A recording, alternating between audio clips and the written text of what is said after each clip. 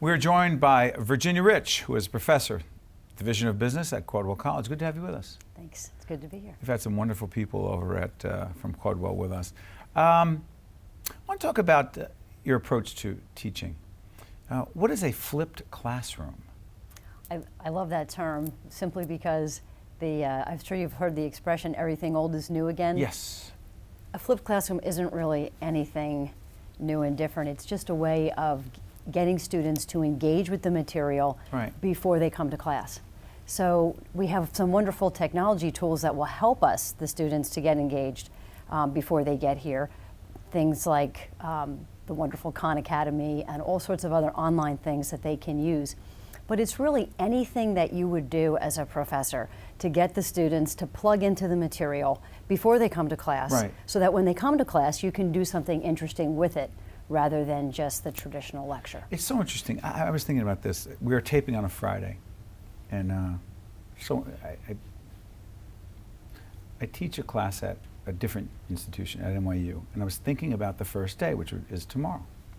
And the whole time I've been thinking about the first day, you've got to get them thinking. Yes. And so I think most students come expecting the first day. You tell them what are the course requirements, how do they get an A, you know, all that stuff. And the whole time I was thinking, I should have sent them a question for them to come in thinking about read something and come in prepared to talk about such and such. That's a great idea. Is that it? Absolutely. Is that what you're talking about? Absolutely, because I think in order for students to get... By the way, I didn't do that. I should have done that, but go ahead. Next time. Yes. There's always next semester. Exactly. One of the things that we absolutely have to do as teachers is we have to help the students see why this is relevant.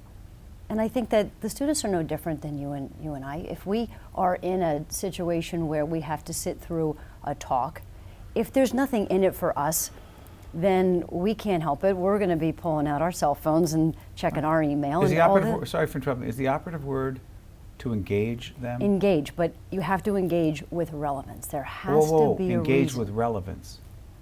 Example. You have to get the students to see what is in it for me. Why do I need to take this course? How is this course going to help me ultimately in whatever it is that I'm doing? Even if it's not today or tomorrow, it might be at some time in the future. Something that makes it worth their time to learn, to go through all the effort to learn.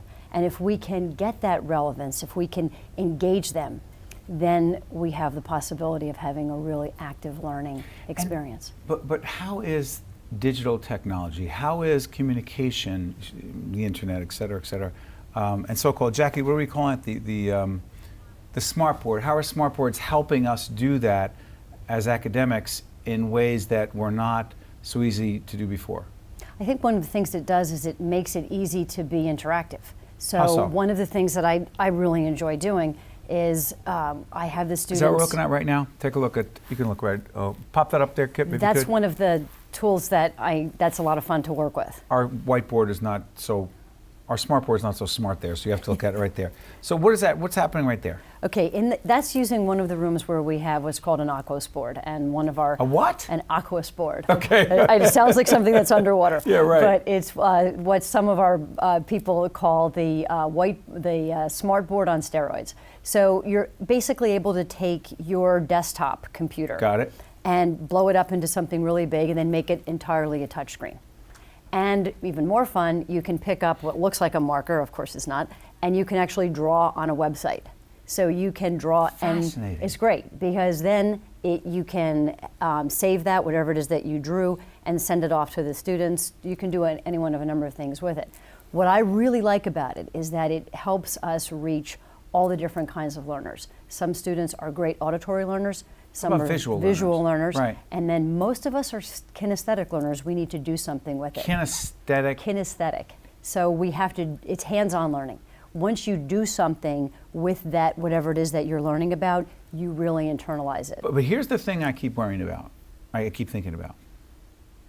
My fear is that, and I know you're going to have a good answer for this, my fear is that if we teach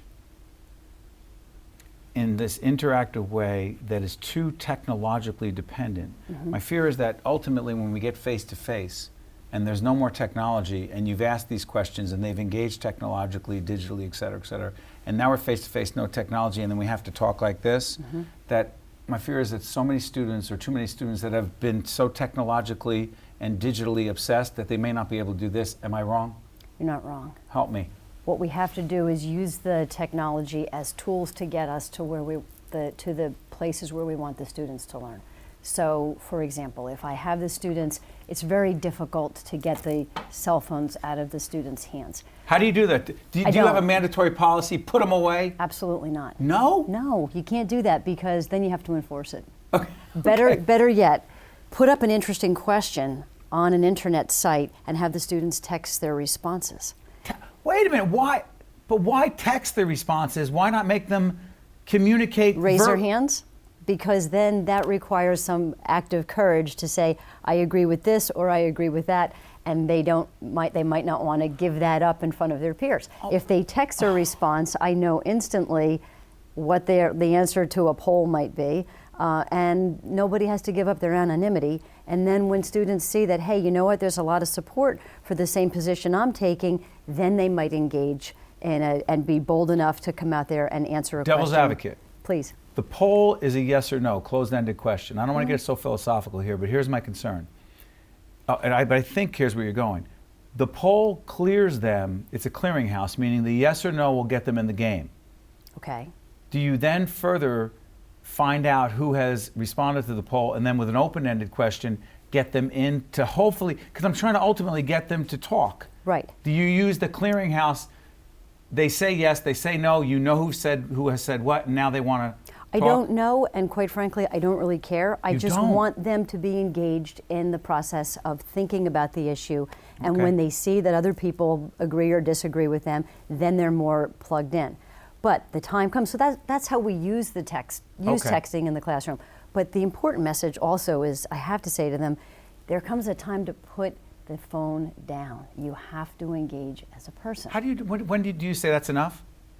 I don't say that's enough, but what I say is I ask, then we have a face-to-face discussion, or we have a debate, or we have something. And at some point in every class, I don't care what the topic is, I talk about two things. I talk about the importance of being in the moment, and you can't be in the moment if you're texting. You have to be in the moment. That's a very important thing. Human interaction. Human interaction. Non-technologically driven. Yes, non-technologically driven. I'm sorry for my obsession about that. It's just, it's so important. because you can't do this show doing this. No. You know, you can't do a job interview that way. That's right. No one got a job interview through email. That's all. That's right. But you're using it all. I try to use it all. I try to do anything I can to get the students to engage in whatever it is that we want them to learn. Well, I'll tell you what, you are doing a great job you're meeting them where they are. And trying to then get them to where we want them to be. Man, I'll tell you, That's the Virginia process. Rich, Professor of Division of Business at Caldwell College, you're doing a great job, and we need to engage them more. Thank you very much for joining us on one-on-one. We appreciate it. I appreciate Very innovative. being here. Stay Thank with you. us. We'll be right back right after this.